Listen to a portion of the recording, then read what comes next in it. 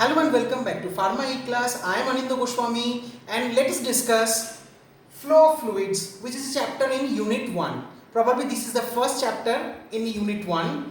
So flow of fluid basically deals with the flow pattern of the fluid and the regarding the different devices which is being used for the measurement of the flow of fluids. So fluid includes both liquids and gases. Fluid can be defined as a substance that does not permanently resist distortion.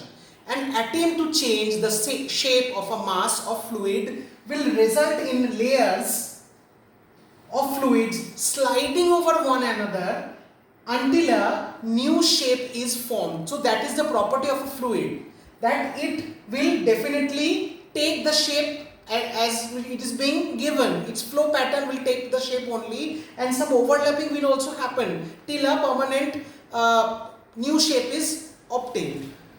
During the change of shape, shear stress will exist, the magnitude of which will depend on the viscosity of the fluid and the rate of sliding. So these two are important factors about the fluid flow, that is the viscosity of that particular fluid and the rate of sliding.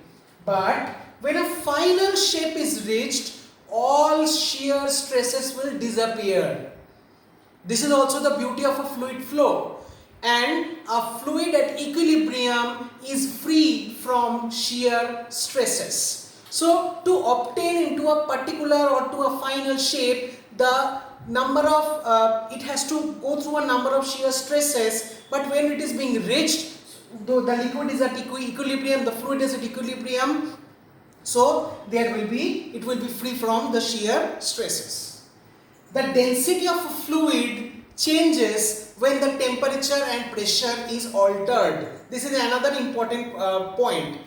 In case of a liquid, the density is not appreciably affected by moderate change of pressure, and in case of gases, the density is affected appreciably by both the change of the temperature as well as the change of pressure. As we have already known, fluid includes both liquid and gases, so we have to study about both the things, that is we have to take into consideration about both the category of fluids. So in case the science of fluid mechanics, it includes two basic branches, that is fluid statics and fluid dynamics. The fluid statics deals with the fluids at rest in equilibrium, and the fluid dynamics deals with the fluids under a condition where a portion is in motion relative to other portion, where a part of the liquid is in motion with relative to other motion. So these two are the basic mechanisms. It includes two basic branches, that is fluid statics and fluid mechanics. Statics, the name indicates it deals with the fluid which is at rest in equilibrium, and the dynamics deals with the fluids under conditions where a portion is in motion with relative to the other portion. Come to its importance and the basic introduction part. So viscosity is definitely a measure of fluid's resistance to flow. It is the viscosity of the fluid which determines what degree of resistance it is providing in its pathway of flow. It describes the internal friction of a moving fluid. A fluid with a large viscosity resists motion because its molecular makeup gives it a lot of internal pressure. A fluid with low viscosity easily flows because its molecular makeup results in a very little friction, and when it is in motion. Another important tendency is the surface tension. It is a contractive tendency of the surface of a fluid that allows to resist an external force. Let us come to the importance of fluid flow. Why are we studying? Why we have to study? It is important in the identification of the type of flow, because we want to manufacture different types of dosage from where we have to employ the number of fluids, maybe liquids in particular, maybe semi-liquids, or maybe gases, maybe a combination of both. and handling of drugs for the administration, the drugs which is in fluid matter, that is also being used for the administration purposes. Next come to the types of flow. It is evident from the particular diagram that basically the flow of the fluid through a pipe can either be laminar or viscous flow. More probably called as laminar flow, but viscous flow indicates its type or what is the reason of this laminar flow, and turbulent flow. So this is the turbulent flow and this is the laminar flow, and the flow of fluids through a pipe can be determined by Reynolds number. The Reynolds number is a particular number which determines the fluid flow or the fluid flow through a pipe which is being estimated and determined, but Reynolds number has no unit. So this is a turbulent flow diagram, that is quite a haphazard flow, and this is the laminar flow. It is an area wise flow or a more systematic flow. Come to Reynolds number. Behind the development of Reynolds number, we should consider what is Reynolds experiment is. So the experiment was performed by Osborne Reynolds in the year 1883. If you are seeing the diagram, so this is a fluid liquid, this is a liquid entry, and this is water, and this is a colored liquid entry.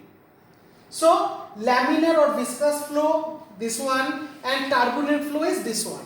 So when there is laminar flow, this is a system which is filled with water, and we are introducing a colored solution inside this only. So the laminar flow indicates the streamline flow and the turbulent flow indicates the haphazard or the zigzag type of flow.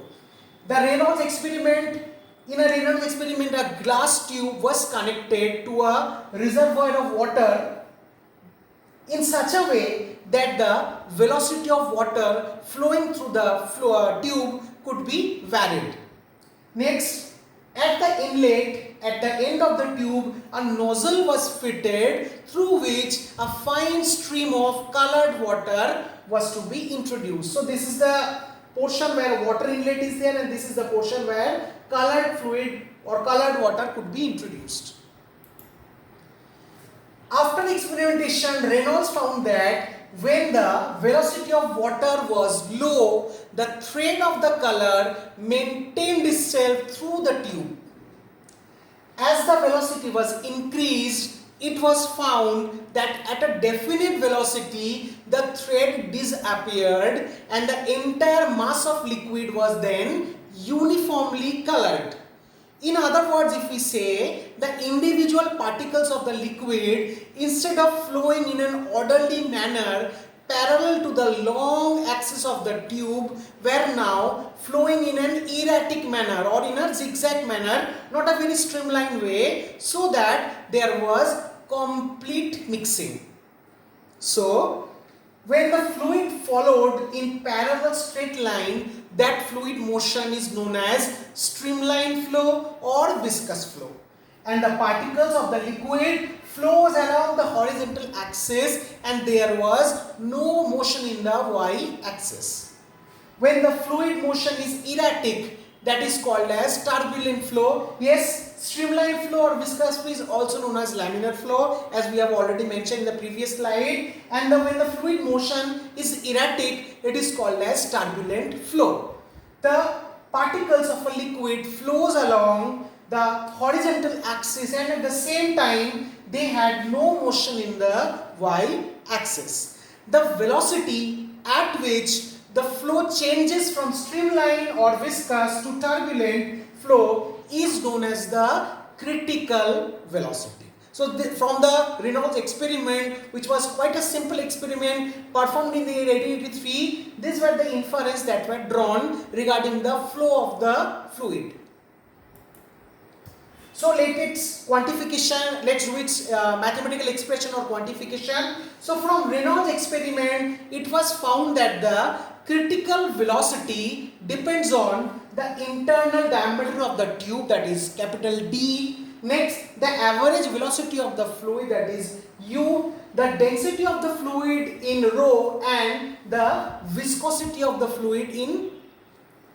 And these four factors combined in a way as Reynolds number. So Re is equal to du rho divided by eta, that is internal forces divided by the viscous forces. So Reynolds number, that quantification or that mathematical expression is only this, that is Reynolds number or Re is a combination of internal forces divided by the viscous forces. So inertial forces, that is the inertial forces, not the internal one. The inertial forces are due to the mass and the velocity of the fluid particles trying to diffuse that particular fluid.